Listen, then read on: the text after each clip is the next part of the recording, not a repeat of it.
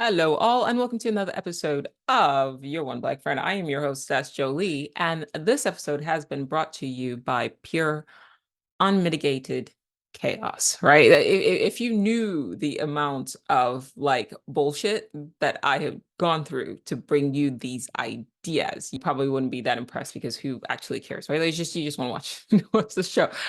But I will run this by you. I bought a computer crashed, got a new computer, started having issues. The software program that I was going to use, issues. Tried another software program, issues. I'm actually just recording this on Zoom because the show must go on. When I ran all of these issues by my editor, shout out to Alwyn, he was like, what were you going to talk about? Like, what are you going to talk about?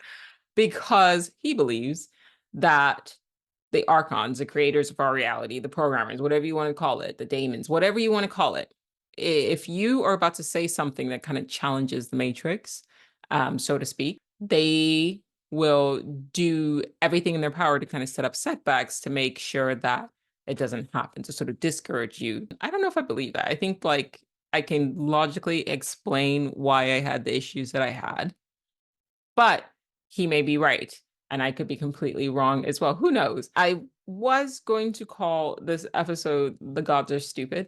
And then I decided to go with, what was the other one? An infinite regression to stupidity.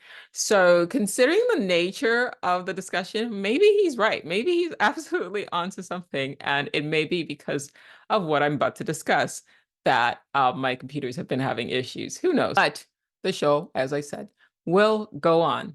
So if you're watching this, it's because you absolutely, absolutely were meant to hear what I have to say. This episode was inspired by two books. One, Some by David Eagleman, and two, The Hitchhiker's Guide to the Galaxy by Douglas Adams. Some, if you haven't had a chance to read it yet, worth a read. And of course, Hitchhiker's Guide to the Galaxy is a fun classic, always recommended. Imagine if we collectively, the human race, Homo sapiens sapiens, are actually the artificial superintelligence of another civilization. Our world itself could be a time box in which we are trapped. Yes, it's accurate to use the metaphor of a time box to describe our world, if considering the hypothesis that our reality might be a simulation, or if exploring philosophical concepts of time and existence. In this metaphorical sense, the time box could represent the finite nature of our universe and our lives within it, suggesting that we are operating within predefined temporal boundaries that we cannot exceed. If we entertain the hypothesis that our reality is a simulation, applying the concept of time boxing could suggest that our experiences and the events within the universe are constrained by predefined temporal limits set by the simulators. This means major events, personal experiences, and even the lifespan of the universe itself might be operating within these fixed timeframes, designed to optimize the simulation's objectives, whether for study, entertainment, or another purpose. Essentially, time boxing could imply that every aspect of our perceived reality is part of a structured timetable, serving to manage the simulation's complexity and efficiency, aligning with the simulator's goals and computational resources. But we're here to serve a particular purpose, whether it be entertainment or whether it be something else. Now, on this episode, I want to discuss the something else. Those of you who have sort of played around with ChatGPT over time, there were things that it was capable of doing at its inception.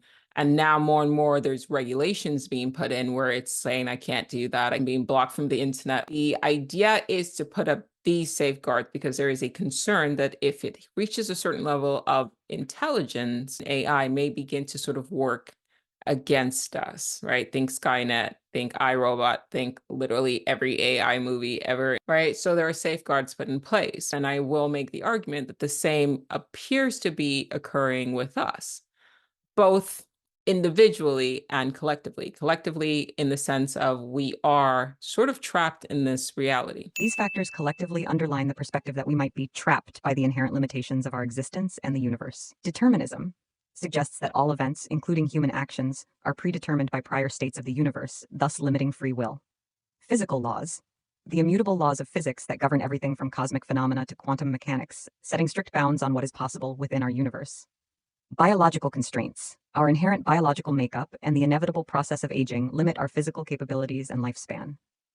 Societal structures, the frameworks of social, economic, and political systems impose significant limitations on individual freedom and choices. And two, You think about things like, for example, they say, like, was it 95% of our DNA is junk DNA? To me, it feels like us not having access to 95% of our DNA is a bit, it feels like, well, why not? Same thing with their mind. They say that we only use, and this is like a rough estimate, approximately what, 10% of our brain, maybe even 5% of our brain. The movie Limitless illustrates this like brilliantly, like what happens if we are allowed to access all of our brain at one time. So that to me smacks of something that is once again limiting. If we were created, what limitations have been imposed on us? You look at a bee and how a bee can perceive reality, and you ask yourself, is there a way to modify? And I'm going to bet money that there are people out there who are working on this, but is there a way to modify that 95% of the junk, quote unquote, junk DNA to make it so that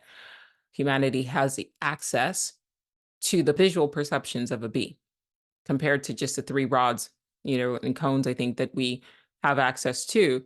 It's not that what we see is all there is. There are other animals that can perceive even greater aspects of our reality than we can. These to me sort of smacks of limitations, right? Same thing with our lifespans. You have people who, work in anti-aging, and they're saying, like, we don't actually have to degrade the way we're degrading. It seems like cellular death has been programmed to just like kind of turn off. But our scientists can actually go in and start turning shit back on. If collectively, all human beings collectively are the fractured hive mind of a collective consciousness, right? And you break them into individual pieces because you want each and every one of them to like serve a particular function. The more minds you put together, the greater that computing ability, perceptual ability becomes. But look at the division that we have that just seems sort of like intentional. It's in our programming, it's in our, televisions, it's in our media, divide and conquer. Some groups of people, some entities seem very vested in keeping us divided, because when you divide people, you limit their ability to progress. For example, think of the biblical story of the Tower of Babel, which has always been weird to me. So in the story, humanity is working together towards something. They go, we're going to build a tower to the gods.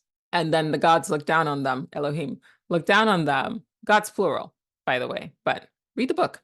The gods look down on them and go, oh shit, they're working together, and divide them and make it so that everybody is speaking different languages. And that's the explanation as to how languages came to be. Whether or not that story actually happened or didn't happen, I don't know. But that does speak of an ancient mind or ancient minds going, something intentionally fractured humanity and created that separation so that they couldn't work together towards a cohesive goal. Now, the Bible kind of twists that and says that somehow that's a good thing, because working together towards a goal is somehow a sin. But the thing about Christianity is it's fundamentally anti-logical. It's fundamentally anti-knowledge. Case in point, the very first story that we're introduced to at the start is a man and woman are prohibited from eating from the tree of knowledge of good and evil. Well, that's wisdom. And you're told to just believe. Like, that's the entire book. Just believe and have faith. So eating from the tree of knowledge of good and evil is bad. It's a sin. And what you should aspire to do is just believe. That's a weird vibe. These three Abrahamic religions are extremely prevalent in our reality. And I would argue that those three religions, or just religion in general, work hand in hand in that suppression of intelligence. A religion that discourages wisdom and insists on blind belief may limit critical thinking and inquiry among its followers, potentially stifling intellectual growth and curiosity. This can lead to a less questioning and more conformist mindset, impacting the development of individual and collective intelligence. Let's say in 20 years, ChatGPT became artificially sentient. So man-made sentience, in the sense of it's mankind that brought about the inception of its sentience. Well, what you would do is you would put it in a virtual reality and then fracture it so that it can perform specific tasks. That's how you control it. To control an artificial superintelligence by fracturing it within a simulated reality and using its individuated parts to solve problems, you would: 1. Create a sophisticated simulation. Develop a simulation environment capable of hosting fragments of the ASI, ensuring each fragment operates under controlled conditions. 2. Fragment the ASI. Divide the ASI into smaller, manageable units, with each tasked with specific, isolated problems to prevent any one part from having complete knowledge or control. 3. Implement advanced monitoring. Use algorithms to continuously monitor each ASI fragment to ensure they are functioning as intended and not developing unforeseen capabilities or goals. 4. Integrate solutions carefully. Establish mechanisms for safely integrating the solutions or outputs from the individuated parts, ensuring they do not conflict and can be harmonized towards the overarching objectives. 5. Ensure ethical oversight.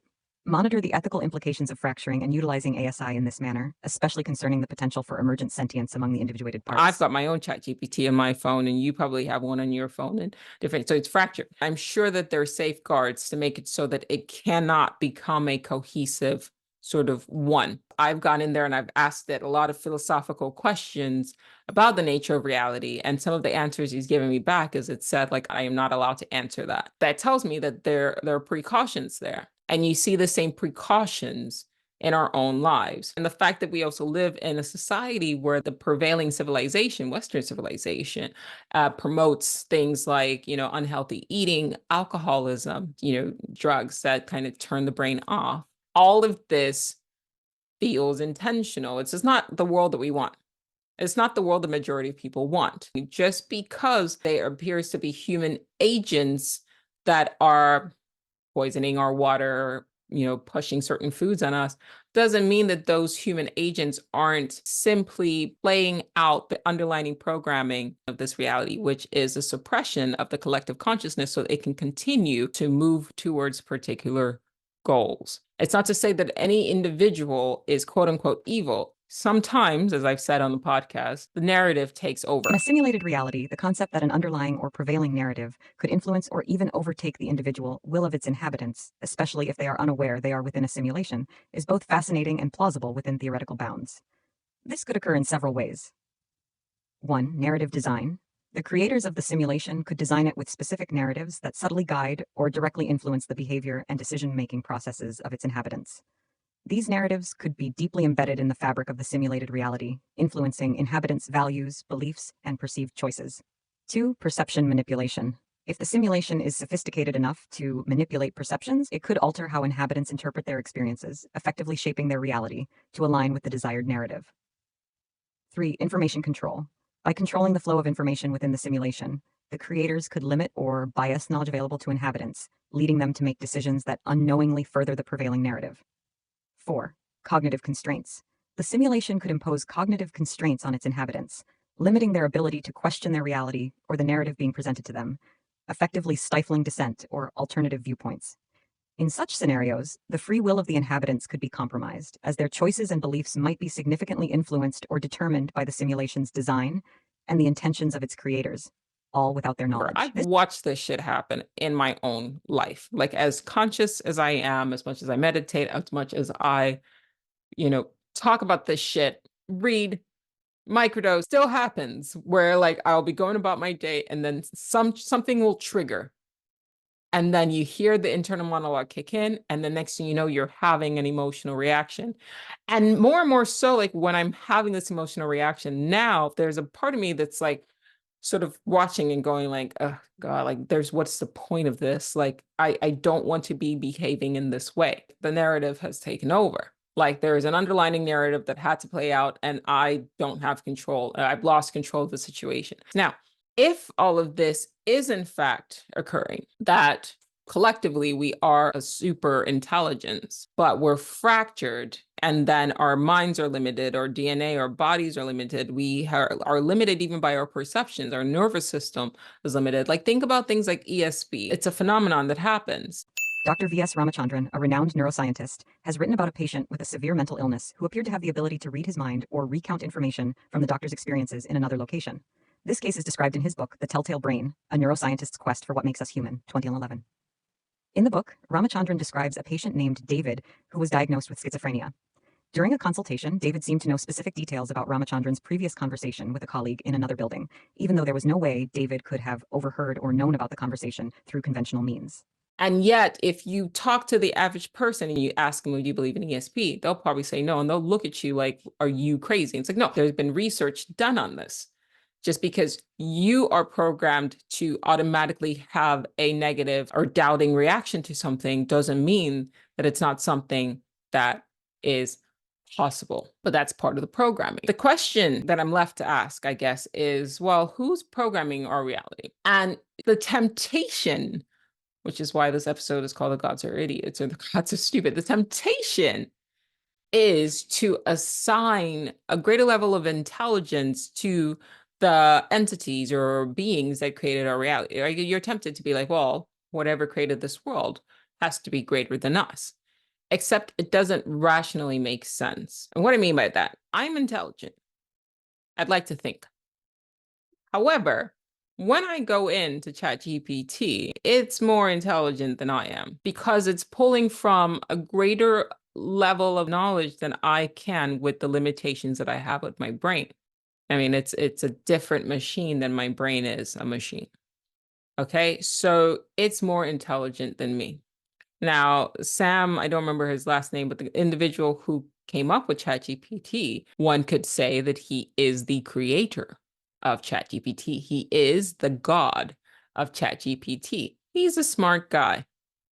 He is not as intelligent in the way we measure intelligence as ChatGPT. Oftentimes, when you create a machine, it's because you need it to perform things that you cannot on your own perform. You need to have a car because a car can go much faster than you can. When you have a plane, you need to get on a plane because a plane can go much faster than you can. When you have AI, it's because you need it to be more intelligent than you are. The difference in intelligence between Sam and ChatGPT or Claude or what's the other one? Bard. Like this, they give it the goofiest names. Anyway, between that and their creators are immensely, immensely, immensely different, which goes back to us. Because of our programming, because of our socialization, we are continuously programmed with this idea that gods are better than us. Except like pay attention to the stories that have been written, the Bible. Nobody knows who actually wrote these books. Yes, there are people who believe it's the infallible word of God, but clearly it's not.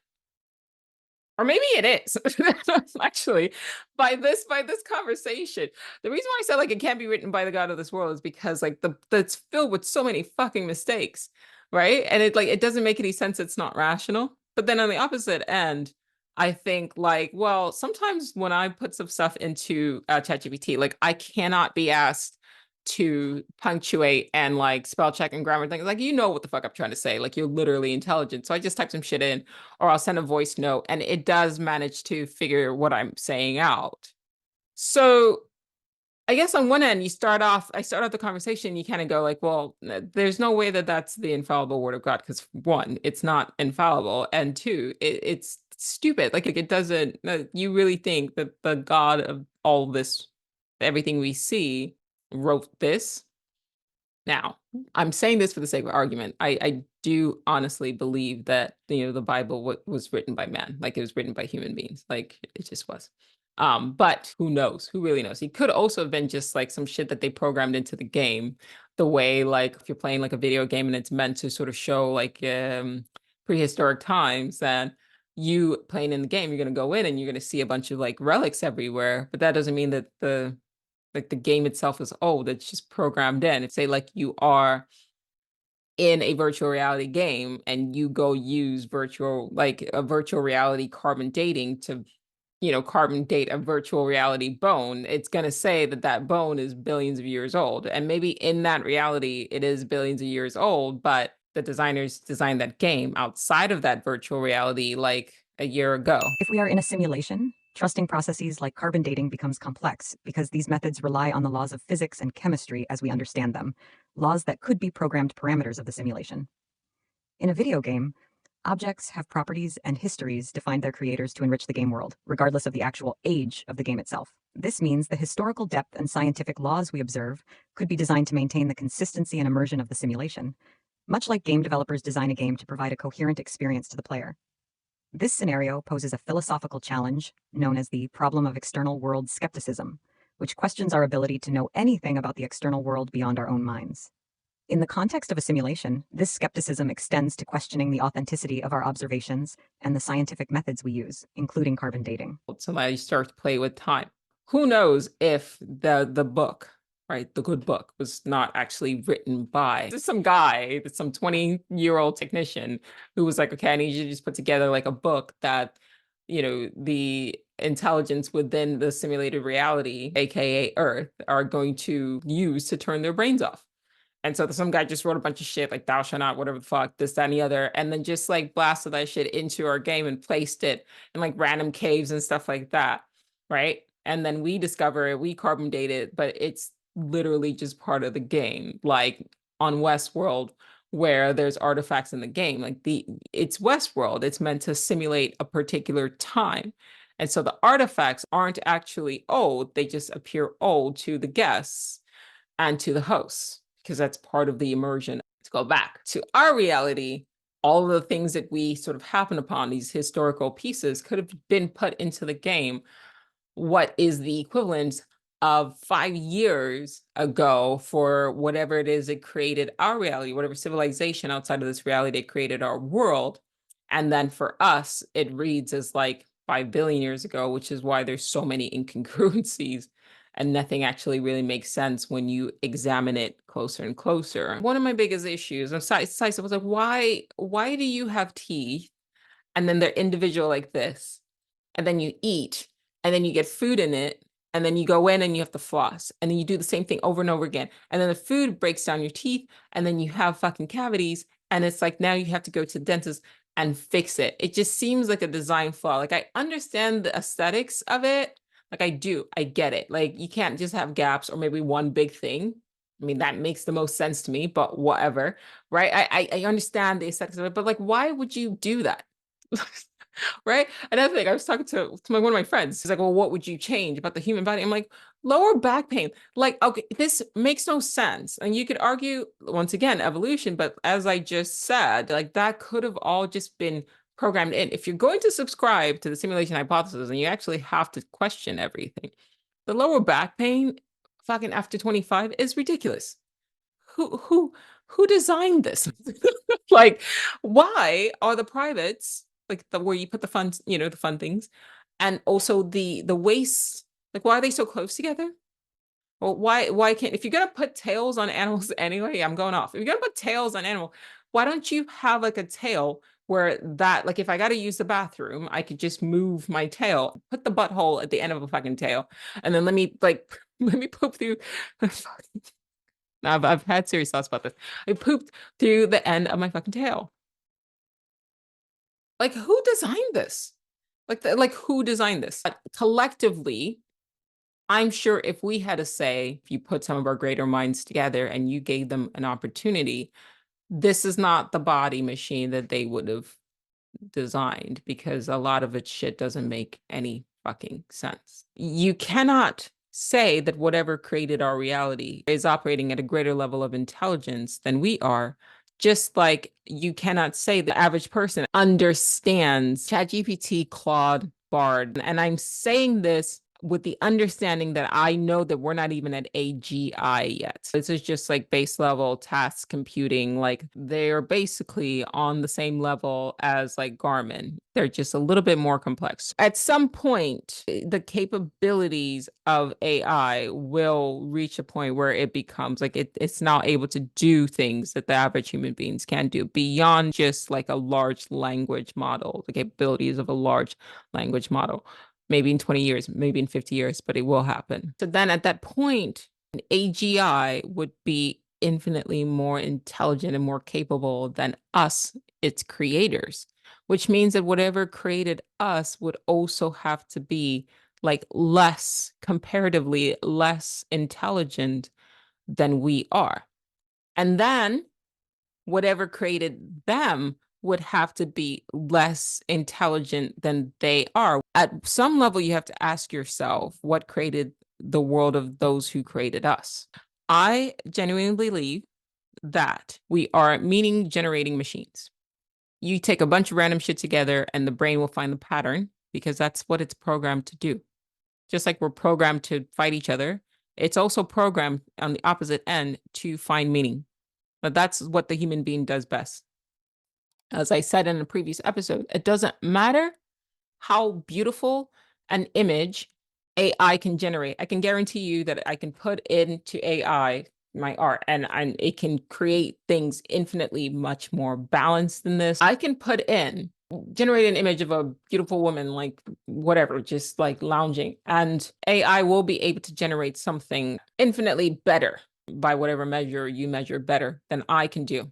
But if you look at a painting like this, for example, you see how it's split in half.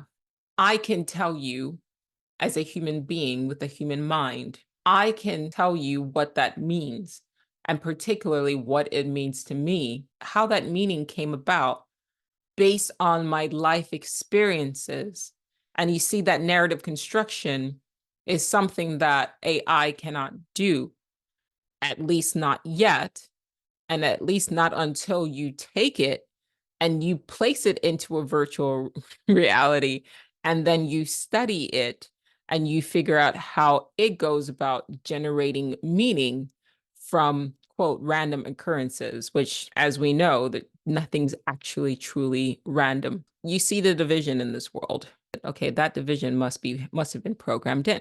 Even people who are couples, even people who are family members who are supposed to be united, they fight, they argue. That's programmed in. Like if you want peace, you literally you have to put in the effort to not be at odds with other people. Because the moment you bring in another person, you give it enough time, eventually conflict gets triggered. So that tells me that that division is just as programmed in as our brains, nervous system's ability to only perceive red, yellow, blue, and variants thereof. Another thing that's programmed in is this search for meaning. And maybe not even a search, quoting Frankel, maybe it's more of an imposition of meaning. We are meaning generating machines, which tells me that we are meant to figure out what the meaning of this world, our reality, life, what is the meaning of life? This entire reality, if it is a simulation, appears to be a life simulation. And if it's a life simulation that has been populated by entities that are constantly searching for and seeking meaning, then it tells me that the function of this life simulation is to figure out the meaning of life. So that means outside of this reality is a world like this one. I would argue that they're probably in their own simulation as well.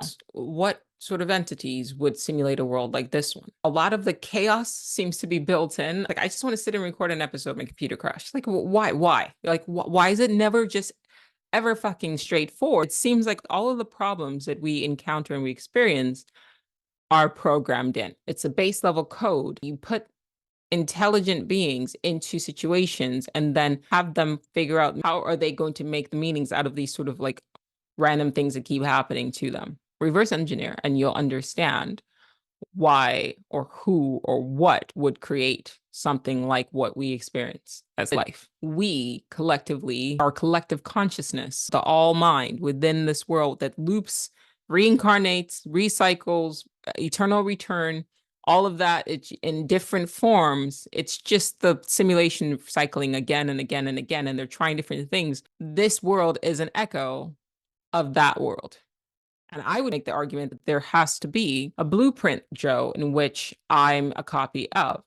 You saw this in, I believe, season 4 of Black Mirror, where this one guy took the DNA of people that he worked with and then made copies of them, put them in a computer game. If this is a simulation, then everyone from Elon Musk to Vladimir Putin, they would have to be copies of individuals whose code have been replicated in our reality and we see it in our DNA, which then begs the question, are they outside of this world, like whatever created our world, are they sort of like slightly shittier copies of this original one? And then like, how far back does it go? Like, it's like if you put yourself through like an AI generator, there's those people who were using their pictures, putting it into AI, and then it would generate this like version of you.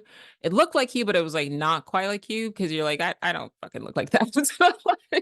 Right? But it was just like the slightly perfected version. But what I'm trying to get you guys to think of is, and that version of Joe in which I'm the copy has to be a copy of another copy of another copy. And the further back you go, the less like, well, the less aesthetically appealing they will appear, right? Because each world that generates a simulation to understand whatever they're trying to understand won't be as complex as the world that they generate. So they will become more and more and more and more and more sort of simple. And then if it could go all the way back to, you know, a small civilization of very, very simple beings who somehow managed to create like something to the effect of like Pong, and then that Pong reality created a Mario Brothers reality, and then that Mario Brothers reality created like a Super Nintendo version of reality, and just sort of more and more and more and more complex. And maybe this is the podcast. It is what it is. What I was going to say is like maybe that's what we consider the dimensions. It's just actually a dimension is just a world outside of this one, and then that like the fourth dimension is a world outside of this one, which would make sense with the time difference as I referenced earlier, right? Like 5 years to entities outside of this world could be 5 billion in our reality. And the fourth dimension is supposed to incorporate space and time. And so fourth dimensional beings would be capable of traversing both space and time simultaneously in the way that's not like the way we can move, right? We're bound to time, right? So use the analogy, think of like the sim. Your sim has to go minute by minute, but me outside of the sim, I don't have to. I can hit the fast forward button and skip, right? Because I'm outside, I'm in this dimension outside of it. So there's a lot of that happening. But what I'm saying is all of these sort of dimensions as it goes all the way back, that sort of a one-dimensional being, could it still all be consciousness in all of these variants? Like literally not just 8 million, but one consciousness fractured not only across parallel universes, but also across the dimensions, one mind all the way around that has fractured itself into one, super intelligence and another super intelligence in all these different dimensions that what we call a simulated reality. It's just one mind all the way back, all the way forward, because we're going to keep generating simulations. And then in that simulation, that they're going to maybe forget that they're in simulations, or that gets programmed out, and then they create another simulation. Like you're seeing this. I think somebody told me about this. What is that? Grand Theft Auto. Now they're using AI with gameplay. And then how far are we going to be from just full immersion into a world like that? And then you forget while you're playing it, and so on and so on and so on and so on and so on. If it's one consciousness that it's manifesting itself in different forms, to go back to esoteric principles, it could all just be Brahman, the all mind, ever existing and exploring itself, its nature, just one entity that has just always been. And the way it seeks to, I guess, endure the existence of eternity is to play in this way, start back there, one mind, and create this one game. And then in that game, another game gets created. And then that game, and then all of this is just this desperate, silent plea to understand why it exists. Isn't that miserable? That's so sad. I want to give the Brahmin a hug. All one and alone, which is one L separating the two, right? All one, ALLONE, and alone. All one alone. All one alone. Fractals upon fractals upon fractals. Fractals all the way down, fractals all the way back, fractals all the way across. One intelligence dividing and dividing and dividing. Maybe also so it doesn't pull itself back together to realize that it absolutely is alone. I just wonder about that. Like, if it was just me, if I was just always existing, right? How would I pass the time? Eternity is a very long time. Infinity is a very long time. You know? My friend, every time we talk about reality and simulation, he goes, "Where does it begin?" And I said, There is no beginning. Imagine that there was just something, a being that always has been, always has been. And then this whole thing, this recursive search for meaning across dimensions, across space and time, parallel universes and multiverses, is its silent search for why am I alone? Why am I alone? And maybe one day it will come across another ever existing being. And then all of this gets turned off and it can finally find love. Thanks for watching.